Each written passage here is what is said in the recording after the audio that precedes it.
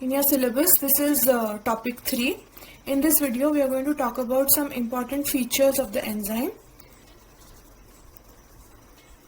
First, we are going to study about why do living organisms need enzymes, why enzymes.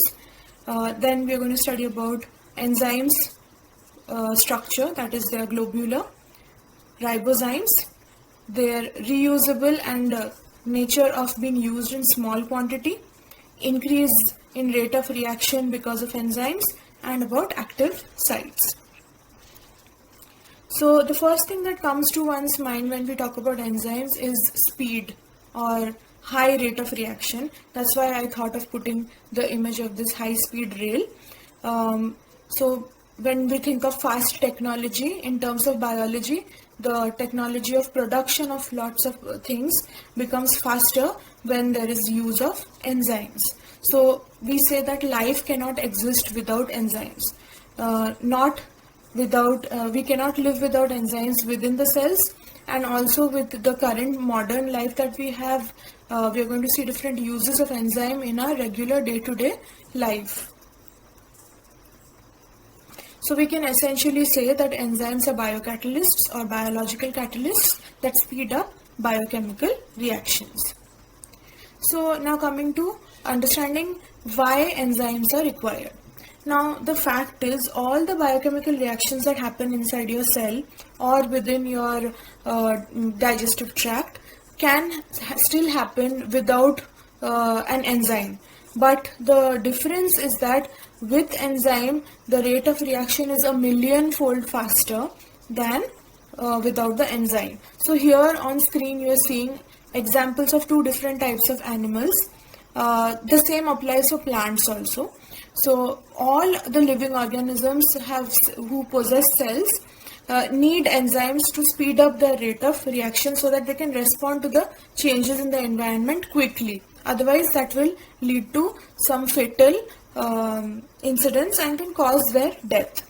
So here you are seeing a krill. This is like a tiny shrimp or a prawn found in the Antarctic waters, and the body temperature of this krill is -2 degrees Celsius. Even at such low body temperature, it is able to fully remain active and perform all of its cellular and metabolic activities.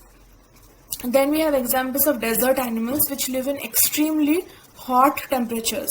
Even if they are living in such high temperature, they can still perform all metabolic activities, starting from respiration to digestion, excretion, reproduction. Everything happens with their body maintaining the stability. So how is this happening? When we talk about how this is happening, the topic of enzyme comes forward. So most chemical reactions within organisms actually would be impossible, or those reactions would take hours and hours, or sometimes even days together to be completed, or to the ultimate aim of a reaction is to get the product. So by the time the product is formed, it is too late if we don't have enzymes. One example is the example of the krill in the picture that you saw just before this. That is, if the body temperature of the animal is so low, many chemical reactions will not take place. We already have studied about the kinetic energy that plays an important role in chemical reactions. You have studied this in 10th grade, that every particle or every reactant molecule need to have kinetic energy, and when these reactants collide with each other because of their kinetic energy, then there is a chance of a chemical reaction to take place. Now if we leave that to normal cells to do that without enzymes, then those chances of the reactants to collide and do a reaction is very, very low and very time taking. Now if an organism lives in an extremely cold environment, then what is the chance that the reactants will move so slowly inside the cells of these organisms that chemical reactions won't happen? There is also another possibility that sometimes the substrates or the reactants which need to be converted into products, they are found in very low concentration, so chances of their collision becomes again less. So for all of these problems to be overcome, the rate of most biochemical reactions, means reactions which are happening in your cells, they have to be increased. The rate has to be increased means the number of product molecules being formed per unit time has to increase, so that the animal or the plant will be able to use those products and will be able to survive or sustain its life. To do that, the living cell needs a catalyst in order to accelerate the reaction. Now, this catalyst is a chemical which will speed up the chemical reaction but will itself not interfere in the reaction and remains unchanged. We already know about this. In organisms, catalysts are called enzymes, and therefore they are also called the biocatalysts. Most of the enzymes which are globular proteins, that is, they are compact, they are spherical shaped. So basically you will see they actually, globular proteins means they will have chains of amino acids in them, right? More than 2 polypeptides will be interacting, and in these polypeptides the R groups will be either hydrophobic or hydrophilic.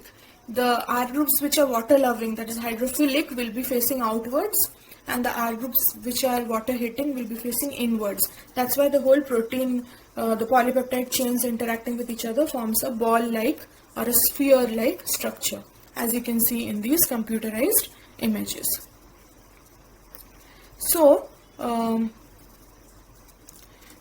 basically we know that most proteins are globular and they can alter the rate of metabolic reaction without themselves undergoing any permanent change, and this altering the speed is million folds. That means if a reaction without enzyme happens in say 24 hours, in the presence of enzymes it is a matter of seconds that the reaction will complete.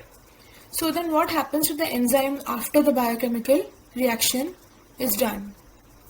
Can you tell me? Of course. So basically what happens is, after the reaction is over, the enzyme will now release the substrate which has got converted into product and will take up a fresh substrate. So it is reusable. It doesn't get altered by the reaction. You can reuse, your cell can reuse it.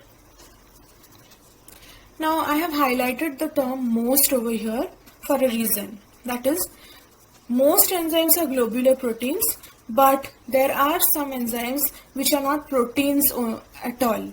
Okay, so this is something that you need to know. It's an extra information to keep in mind, that it is not true that all the enzymes that you will be coming across are always proteins. There are some enzymes which are also called as the ribozymes, as you can see in the picture over here. These are like twisted DNA molecules, but actually they are not DNA. They are a type of nucleic acid called RNA. So take a few seconds and read what is the definition of a ribozyme. A ribozyme or a ribonucleic acid enzyme is an RNA molecule, okay, and it is capable of performing catalytic actions or specific biochemical reactions similar to that of protein type of enzymes. So the ribozymes are nothing but nucleic acid made enzymes. These enzymes have catalytic behavior, but they are not made up of proteins. They are made up of RNA. Okay, so coming back to the point of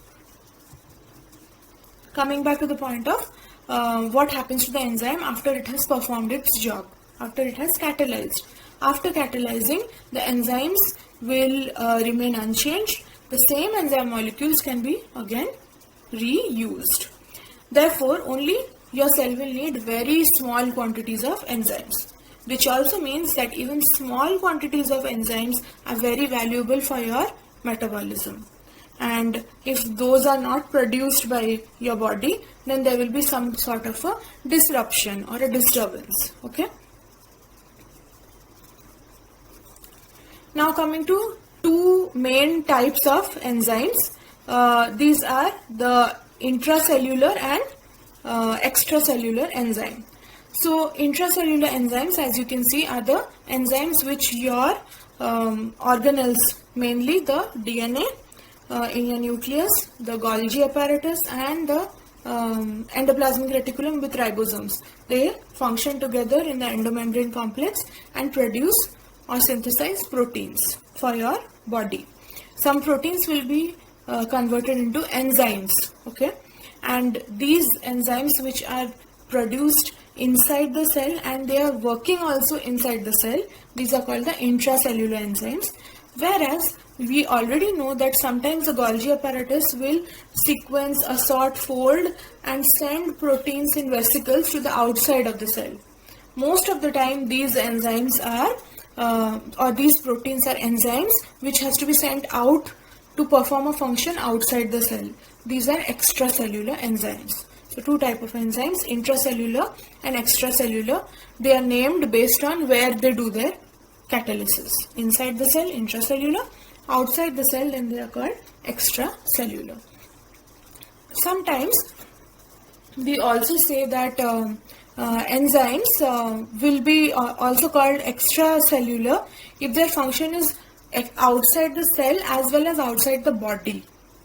So try to understand, in case of a fungus or a mushroom, they produce enzymes which is secreted out of their body and they digest the food outside their body. So those are also extracellular enzyme. But in our case, say our alimentary canal or our digestive tract, the lining of our stomach is secreting enzymes. The enzymes are coming out of the cell and getting poured into the stomach pouch. That is also extracellular. So enzymes secreted out of the cell or completely out of the body, both are extracellular. You may pause the video to quickly take a look at some examples of intracellular and extracellular enzymes. Okay, thank you for pausing. I will now move to the next slide.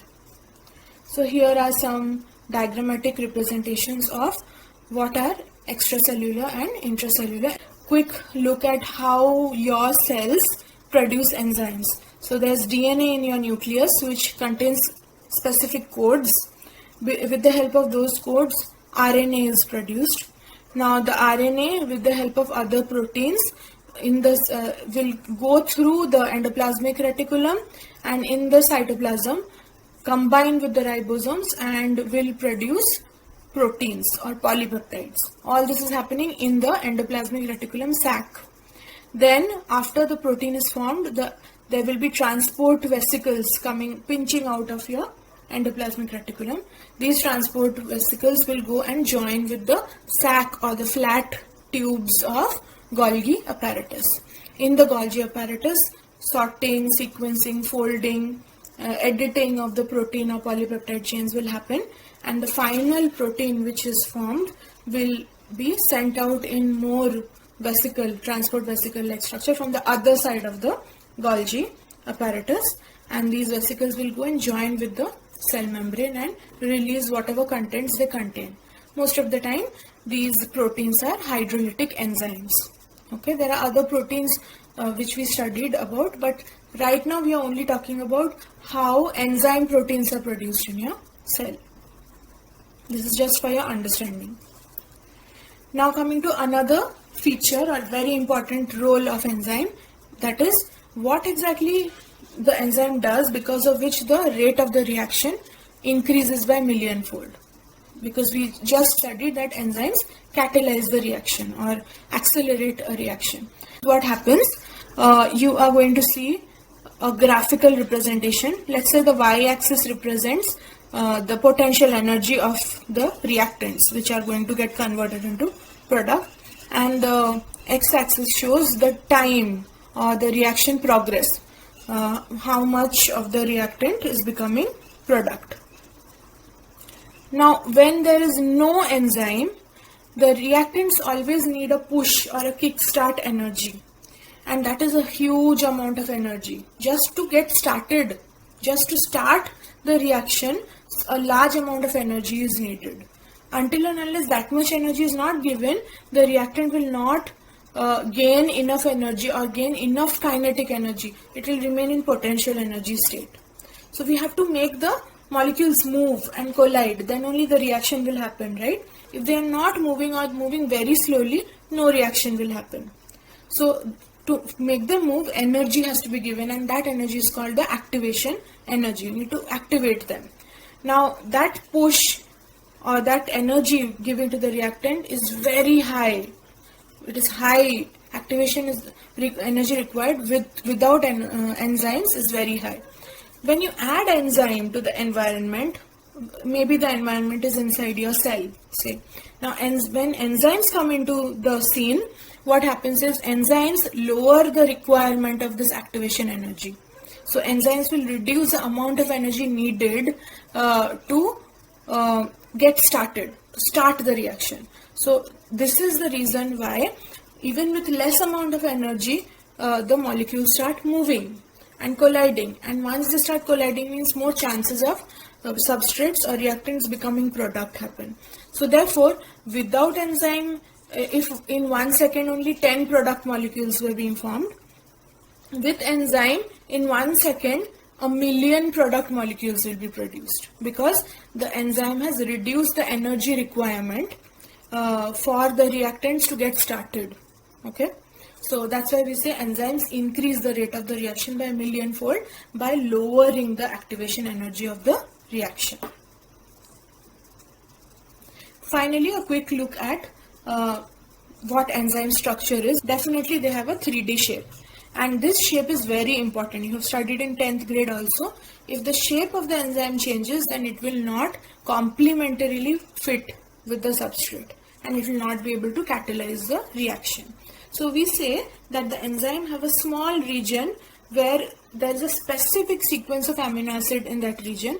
If you change that sequence, then the shape of the enzyme will change, and that specific region is called the active. So let's look at this diagram. This is a diagram showing the globular enzyme in the form of an amino acid chain, like a polypeptide chain. So you can see that the enzyme protein is made up of 50 amino acids, but only amino acid 41, 40, 3, 4, 20 and 21. Only they are the main important amino acids forming the part of the active site. And if their sequence becomes wrong, then the active site's shape will get disrupted. So, yeah, how many amino acids form the active site of this example then? Clearly there are 6 amino acids. Now, temporary bonds are formed between the substrate and the R groups. We know that amino acids have side chains projecting out of the main chain. Now, these R groups will actually form temporary bonds with the substrate, and for a short fraction of time, the enzyme and the substrate together is called the enzyme substrate complex. When they are in this condition, this is the time when the substrate starts its chemical reaction and begins to produce the product. Okay, this animation will help you look at the difference between how a reaction proceeds without enzyme and with enzyme. So let's see how so these are the two reactants and this is the product. This is a reversible reaction. Let's see the reaction without enzymes. So I can see all the particles or molecules of the reactants scattered in its own environment.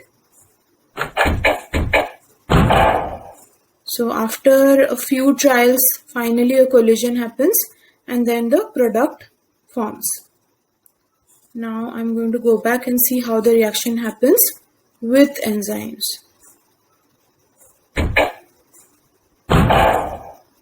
So there's a less amount of time required for this collision, and basically the enzyme is facilitating the reactants to come closer and increase their chances of collision, so that more faster enzyme substrate complex formation happens. And once the enzyme substrate complex is formed, then immediately the complex is getting converted into products and the enzyme. So this animation helps us understand how the enzyme increases the rate of reaction by 1,000,000-fold. That's all. After this activity, you will move on to watch a lesson video on deeper understanding of activation energy and the active sites of enzymes. Thank you.